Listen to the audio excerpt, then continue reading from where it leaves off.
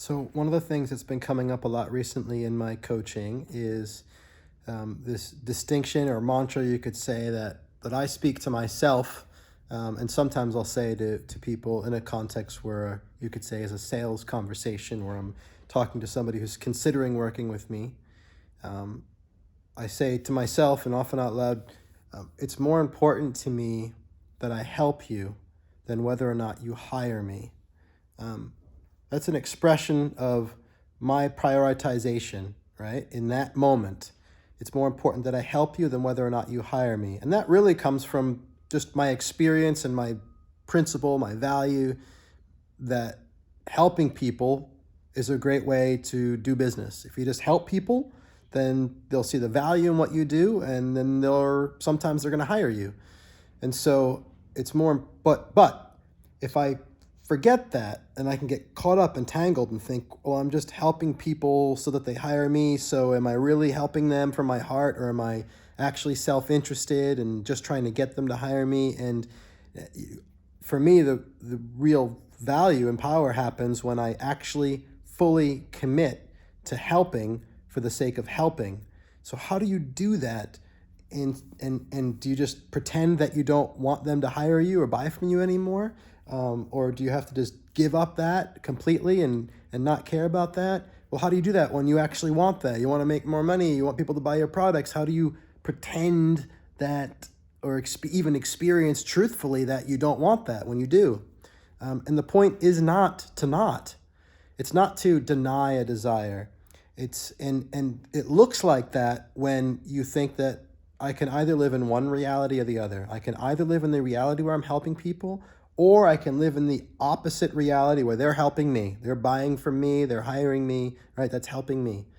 And so creating these two boxes are where it gets to be challenging. And so for me, they're things that can be experienced simultaneously. I both want to help you and I want you to hire me. And one of the ways that I practice becoming familiar with that is first acknowledging it to myself, but also acknowledging it explicitly in a conversation with people. I often start these kinds of conversations with, first I want to share why I'm here. And I tell them all the reasons. I'm here because of who you are and how we came to meet and the particular things I saw in you that had me think I want to spend time with this person.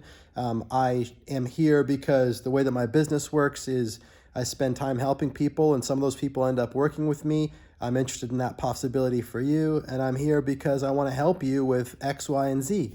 And there's multiple reasons that I'm here at the same time. They're all active. And then once I've acknowledged that multiple reasons can exist at the same time, some that point towards me, some that point towards you, some that point towards over there in the universe. I'm here to be with you because when we do this, that makes a better world. That one's there too. But all these reasons exist at the same time. So then what?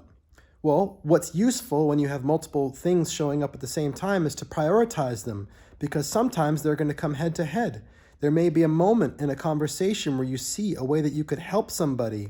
And if you were to actually help them in that way, that could put at risk whether or not they decide to hire you or buy your product.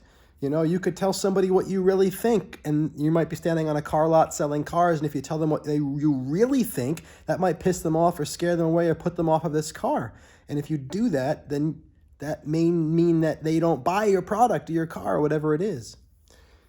So what do you do in that moment when these things that you want, these different reasons why you're here, come into conflict?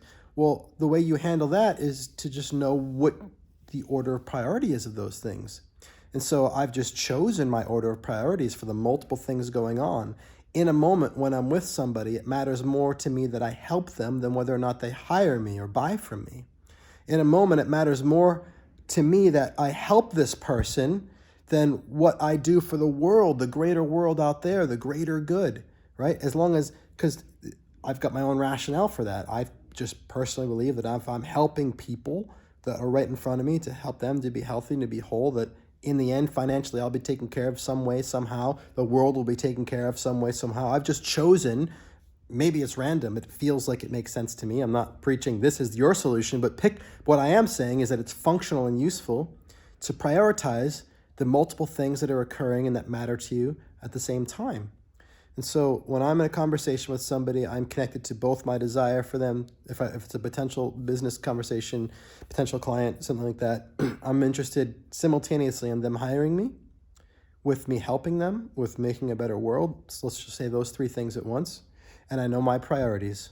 And so if any of those things ever come head to head in a moment in a conversation where I feel like if I do this, that sacrifices that, well, that's an easy decision for me to make because I know my priorities. I know the most important thing is that I'm helping you. Second most important thing is that I'm doing the things that I think make a more beautiful world. And the third most important thing for me, it's actually important in this conversation, is that you decide to buy from me and hire me. So as a bonus round, the longer I spend immersing myself in the reality that multiple things that I want and for others and for myself can exist simultaneously, and as I be with those through prioritizing them in moment by moment, what I have found is that the illusion that these realities are separate starts to dissolve. For example, if I just help people, even if I can't make sense of it, of how it's going to make a better world, helping people to be better makes a better world. Even if I can't see the connections, more and more it starts to feel real and true for me. If I just am for a person and helping them, then it's not like therefore people end up wanting to hire me. What I have found is that being absolutely committed to helping a person helps me to see how they're buying from me and hiring me is an expression of my helping them. And so it's not like I'm either helping you or you're helping me. As long as there is helping going on, it's actually flowing in both directions. My helping you is helping me. So is that selfish? Is it selfish of me to help you because I just get something from it in the moment? Or it's no less or more selfish than I'm being helped by you hiring me. So the things start to blend. And then this whole need to see them as separate realities and to even prioritize becomes less and less relevant. And then you see that actually this whole first 3 minutes of this video, this whole idea about separate realities existing simultaneously and you just having to prioritize them starts to even become not necessary anymore because it's just there's the activity of helping or there's not. And it goes in all directions at the same time. My name is John Patrick Morgan. You are watching my videos on creating insights that can help you. And if this seems interesting to you and you're not already a member of Creating School, I'd love to invite you to visit the link creating.school. Read about it. Don't read too much. Click the join button and be part of this ongoing conversation where we learn to create everything we want in our lives through creating who we are. And by that, I mean how we see ourselves and how we see the world, both our identity and our worldview. That's who we are. That creates our experience. It creates our behaviors.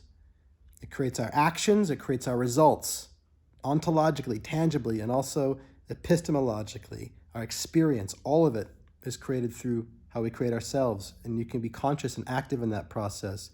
The foundation of it is really a spiritual work where you actually first have to disassociate from all form as if it's even real, and in that space, that innocent, free space where you're disentangled from the illusion of form, it's an existential awakening. There you locate your agency and your power to actually generate your experience of form in a way that lifts you and that can lead you to being in behaviors and actions that generate forms that lift your world, literally, tangibly, materially, financially, intimately. Everything can get better, but it starts with who you are and creating that. And that's what we do in Creating School. That's what I do personally with my coaching clients. But as a soft entry into that learning, go to creating.school, join us. I look forward to being in conversation with you. Until the next video, bye for now.